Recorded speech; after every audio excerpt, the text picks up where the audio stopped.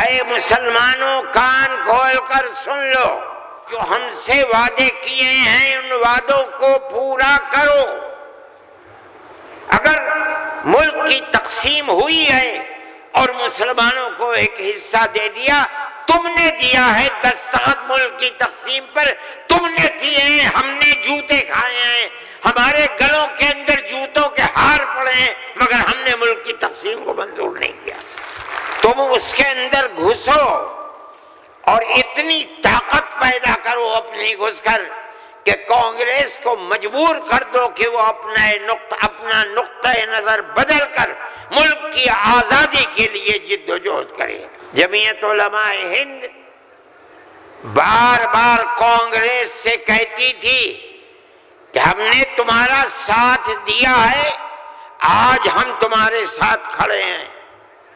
ملک کا دستور کیا رہے گا؟ کیا سیکولر دستور ہوگا یا مذہبی حکومت ہوگی؟ کہ کھیر مل گئی ہے، اب اسے کھانے کا وقت آ گیا ہے۔ جمعیت علماء کی دی ہوئی دفعات ہیں، مولانا ابوالکلام آزاد کی دی ہوئی دفعات ہیں، مولانا مدنی کی دی ہوئی دفعات ہیں، مفتی کفایت اللہ کی رکھی ہوئی دفعات ہیں۔ ہم اپنے مذہبی اعتبار سے دستور کو ہاتھ میں لے کر کہہ سکتے ہیں کہ ہمیں اپنے مذہب پر چلنا اور مذہب کو اختیار کرنے کا حق ہے، اس دستور کے اندر ہے۔ کل کو آپ کھڑے ہو کر کہہ دیں کہ نماز کا ذکر دستور کے اندر نہیں ہے، حج کا نام دستور کے اندر نہیں ہے، زکوٰۃ کا نام دستور کے اندر نہیں ہے، رمضان کے روزوں کا نام دستور کے اندر نہیں ہے، اس لیے ہر چیز کو مٹا دیا جائے۔ ارے بابا، کیا زکوٰۃ کا ذکر آئے گا دستور کے اندر؟ کیا نماز کا ذکر آئے گا دستور کے اندر؟ کل کو کھڑے ہو کے یہ کہہ دو کہ نماز کا ذکر دستور میں نہیں ہے، اس لیے نماز نہیں پڑھنے دی جائے گی۔ اگر ہندو کی ذات برہمن ہے، جاؤ کشمیر میں مسلمان بھی برہمن ہے۔ اگر ہندو تیاگی ہے، مسلمان بھی تیاگی ہے۔ اگر ہندو راجپوت ہے، مسلمان بھی راجپوت ہے۔ ہم کہاں سے آئے ہیں؟ ہم تو اسی ملک کے رہنے والے ہیں۔ جس کو ہندو کوئی مذہب پسند ہے وہ ہندو مذہب کے اوپر ہے، جسے عیسائی مذہب پسند ہے وہ عیسائی بن گیا، جسے سکھ مذہب پسند ہے وہ سکھ بن گیا، جسے اسلام مذہب پسند ہے وہ مسلمان بن گیا۔ لیکن جس طرح ایک گھر کے اندر 5 بیٹے ہیں، ایک ٹھگنا ہے، ایک لمبا ہے، ایک کالا ہے، ایک گورا ہے، یہ اختلاف باپ اور ماں کے اندر اختلاف کو پیدا نہیں کرتا۔ اسی طرح ہمارا مذہب ہے کہ آدمی کسی بھی مذہب کو اختیار کر لے، لیکن ہندوستانی ہونے میں ملکی اعتبار سے کوئی فرق نہیں ہے۔ ہمارا مذہب ہے، ہم اس کو مانتے ہیں اور یہی ایک حقیقت ہے۔ لیکن برا ہو اس نفرت کی سیاست کا۔ ایک ایسی بات کہہ رہے ہیں جس کے نہ سر ہے نہ پیر ہے، ایسا معلوم ہوتا ہے جیسے ہر مذہب کی ایک ایک جزئی چیز کو دستور میں ہندوستان کے اگر لایا جائے گا تو وہ دستور ہوگا، نہیں لایا جائے گا دستور نہیں ہوگا۔ لیکن میں کہتا ہوں کہ یہ غلط ہے۔ مودی جی کو ایسی کچی بات نہ کہنی چاہیے، لیکن دنیا ہے ہر بات کو کہتی چلی جا رہی ہے۔ آپ کے برابر میں جب ملک کا پرائم منسٹر یہ باتیں کرتا ہے جس سے مسلمانوں کے خلاف نفرت ظاہر ہوتی ہے، ملک کا ہوم منسٹر ایسی باتیں کرتا ہے تو دوسرے کیوں نہ کریں گے؟ آپ نے دیکھا جھارکھنڈ کے اندر اس کے ذمہ دار بنایا گیا آسام کے چیف منسٹر کو۔ آسام کے چیف منسٹر کی روز کی تقریریں آپ سنیے، مسلمان کو مسلمان نہیں کہتا، اس کی زبان سے مسلمان کا نام نہیں نکلا۔ ہمیشہ گھس بیٹھیا کہتا ہے۔ میں کہتا ہوں یہ کتنی بڑی جہالت ہے۔ جس برادری کا وہ آدمی ہوگا اس برادری کے مسلمان بھی اعصاب میں ہوں گے۔ ہندوستان کی کوئی برادری ایسی نہیں ہے جس کے اندر مسلمان نہ ہو۔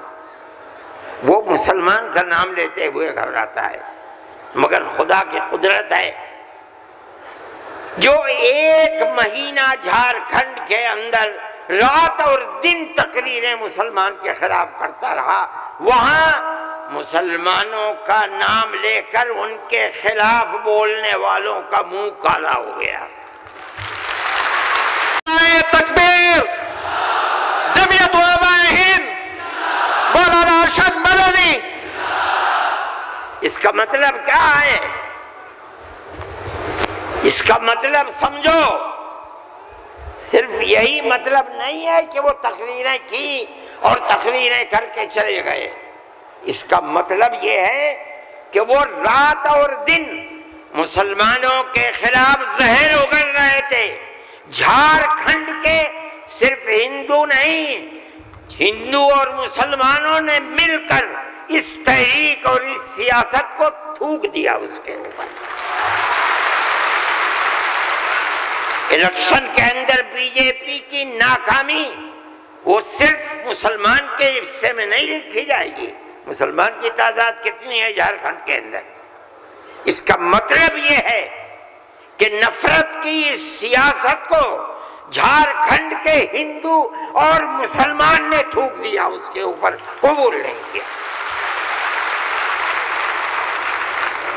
وہ آدمی جو بولتا تھا وہ اپنے صوبے کے اندر بھی جب زبان سے کوئی بات نکلتی تھی مسلمان کے خلاف آگ ہی اگلتا تھا۔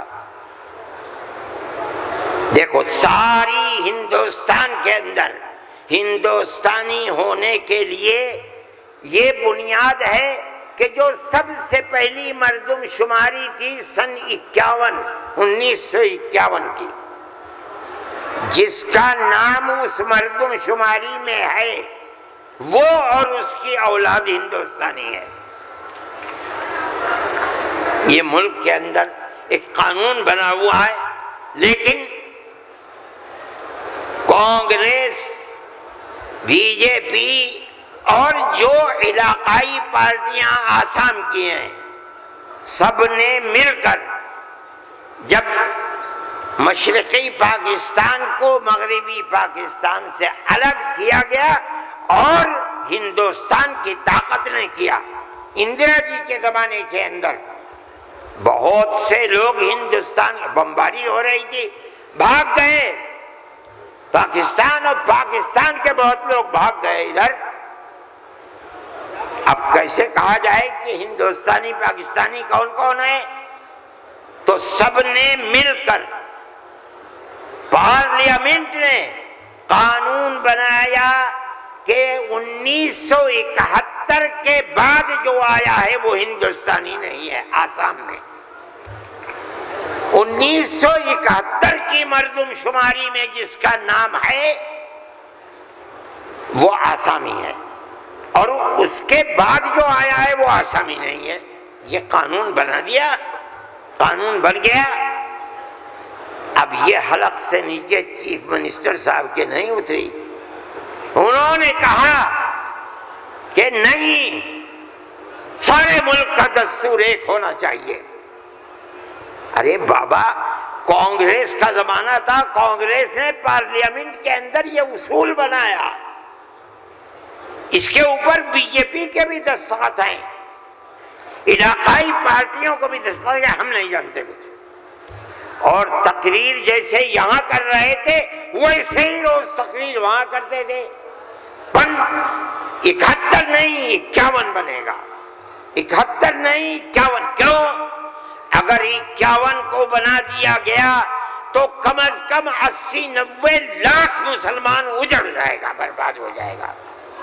وہ یہ چاہتے تھے کہ مسلمان کو برباد کر دو۔ آسام میں جمعیت علماء وہ جماعت تھی، ہم گئے سپریم کورٹ میں، ہم نے کہا کہ جب اس زمانے کی حکومتیں متحد ہیں یہ کیسے ہو سکتا ہے؟ یہ اللہ کا احسان اور کرم ہے کہ سپریم کورٹ نے وہ فیصلہ کیا جو حق فیصلہ تھا، اور اس نے کہہ دیا کہ نہیں، آسام کے لیے سن 71 ہی رہے گا۔ تمام پارٹیوں نے اس کو قبول کیا ہے۔ اب زمانہ خراب ہو گیا، دل دکھنے لگا، وہ جو وہاں دل کے اندر مسلمانوں کے خلاف آگ تھی وہ جھارکھنڈ میں لا کر کے اگلی ہے۔ اللہ نے یہاں بھی منہ کالا کر دیا۔ میرے بھائی، جمعیت علماء کا یہ کام ہے۔ ہم نے اس سے پہلے ایک اور مقدمہ آسام کے سلسلے میں لڑا تھا۔ جب لڑکی اپنے شوہر کے ساتھ کسی دوسرے شہر میں پہنچی، یہ لڑکی کہاں سے آئی؟ جو وہاں کا پردھان تھا وہ سرٹیفکیٹ دیتا تھا کہ یہ لڑکی فلاں کی ہے، باپ اس کا فلاں جگہ ہے، لڑکی یہاں رہتی ہے۔ اسی سرٹیفکیٹ کی بنیاد پر اسے آسامی کہا جاتا تھا۔ اس طرح کی لڑکیاں ہندوؤں میں 24 لاکھ اور مسلمانوں کے اندر 27 لاکھ تھی۔ وہاں کی فرقہ پرست طاقت کہتی تھی کہ یہ پردھان کا سرٹیفکیٹ کوئی معنی نہیں رکھتا۔ تنہا جمعیت علماء کی، ہم گئے سپریم کورٹ میں، اور جو بڑے سے بڑا وکیل جو ایک ایک پیشی میں 15 لاکھ روپیہ لیتا تھا، اور اتفاق سے جو چیف جسٹس تھا وہ بھی آسامی کا تھا سپریم کورٹ کا۔ مجھے تو بہت خطرہ تھا، ان کا ہوگا کیا؟ 47 لاکھ عورتیں ہیں اور ان کے بچے اگر لگا لو 1.5 کروڑ، یہ کہاں جا کے بھیک مانگیں گے؟ نہ کوئی مکان خرید سکتے ہیں، نہ جائیداد خرید سکتے ہیں، نہ ان کے بچے پڑھ سکتے ہیں، یہ کیا کریں گے؟ اللہ کی قدرت کا کرشمہ ہے کہ اس کے اندر بھی جمعیت علماء کو ایسی کامیابی ہوئی کہ مسئلہ ختم ہو گیا۔ 47 لاکھ ہندو مسلمان جینے کا حق انہیں مل گیا۔ ایک چیز ہے، جمعیت علماء ہندو مسلم کی بات نہیں کرتی، ہمیں اس سے کوئی مطلب نہیں۔ جمعیت علماء کہتے ہیں مولانا ارشد مدنی، نعرہ تکبیر، مولانا ارشد مدنی قدم بڑھاؤ، جمعیت علماء ہند۔ ہم یہ کہتے ہیں کہ ہم ہر ایک کے لیے کام کرتے ہیں۔ جمعیت علماء کا یہ کردار ہے۔ ابھی آپ کے سامنے بلڈوزر کی تحریک آئی، ہم نے یہ دیکھا کہ چیز دن بدن بڑھتی جا رہی ہے، اور اس آگ کے اندر یہ نہیں کہا جا سکتا کہ 100% مسلمان ہے، لیکن 95% مسلمانوں کے گھر گرائے جا رہے ہیں۔ سارے ہندوستان میں جمعیت علماء ہند سپریم کورٹ میں گئی، اور ہم نے جا کر کے یہ بات رکھی، تحریک چلتی رہی۔ ہم نے یہ بات کہی کہ یہ کیسے ہو سکتا ہے؟ جس گھر کو ماں باپ نے بنایا، اس گھر کے اندر ایک لڑکے نے کوئی کام ایسا کر دیا کہ جو کام گورنمنٹ کے خلاف ہے، آپ کی سیاست کے خلاف ہے، آپ اس مکان کو بلڈوزر چلا کر گرا دیں، وہ ماں باپ کہاں جائیں گے؟ بوڑھے، اس کی بیوی بچے کہاں جائیں گے؟ اس کی بہن بھائی کہاں جائیں گی؟ اس کی اولاد کہاں جائے گی؟ بھئی آپ اس کو پکڑ کر کے جیل میں ڈالیے، یہ اپنی زندگی کو صاف دکھلانے کے لیے مقدمہ لڑے گا، آپ اس کے گھر کو کیسے گرا سکتے ہیں؟ مگر یہ بات کسی کی سمجھ میں نہیں آتی تھی۔ ہم اللہ کا شکر ادا کرتے ہیں کہ ہماری اس آواز کو اللہ نے قبول فرمایا، اور اس طرح قبول فرمایا کہ اب کون مائی کا لال ہے؟ ذرا گھر کا توڑ کے تو دکھ رہا ہے۔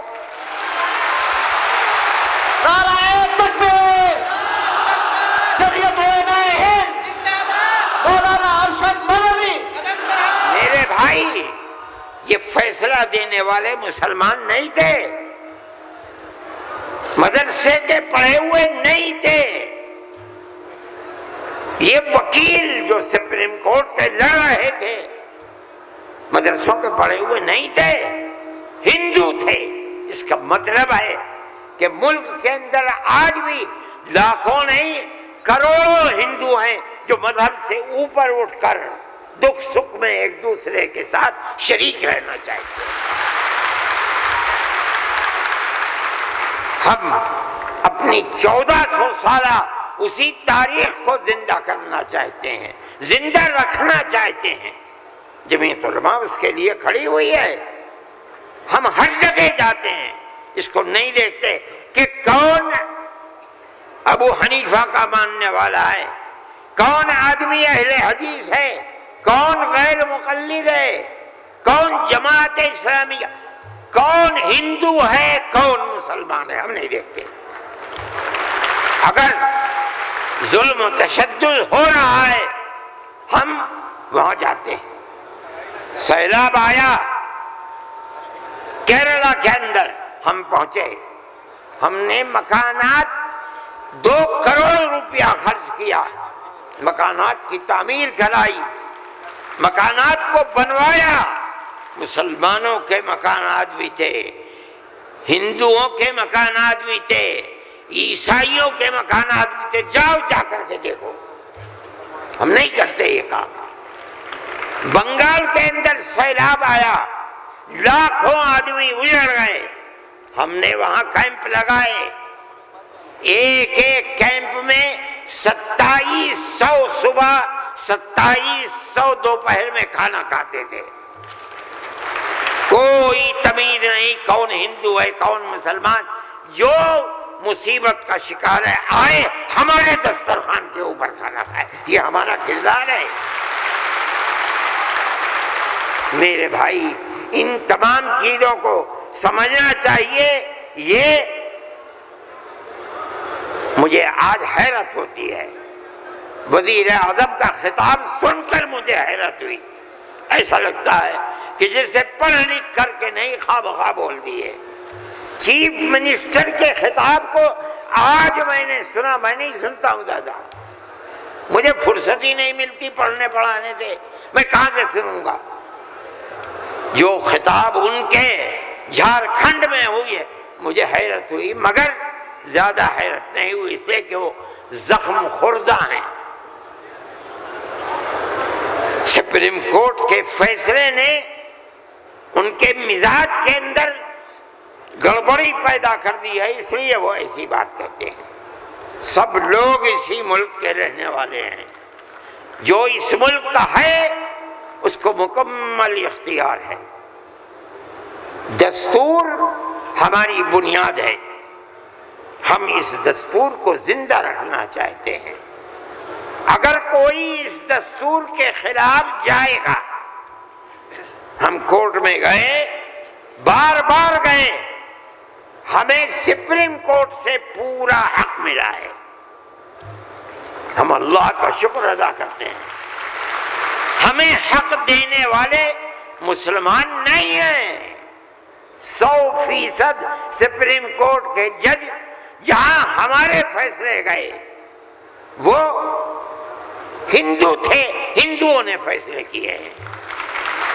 اس کا مطلب ہے کہ ہمارے ملک کے اندر آج بھی 2 4 نہیں، لاکھ 10 لاکھ بے شمار لوگ ہیں کہ جو ہندو مسلم مذہب سے اوپر اٹھ کر ایک دوسرے کے ساتھ پیار و محبت کا معاملہ رکھنا چاہتے ہیں، اور جو طاقتیں ملک کے اندر نفرت کو پیدا کر رہی ہیں، ملک کے اندر ایک بہت بڑا طبقہ ہے جو اس نفرت کی سیاست کو ملک کی تباہی کا سبب سمجھتا ہے۔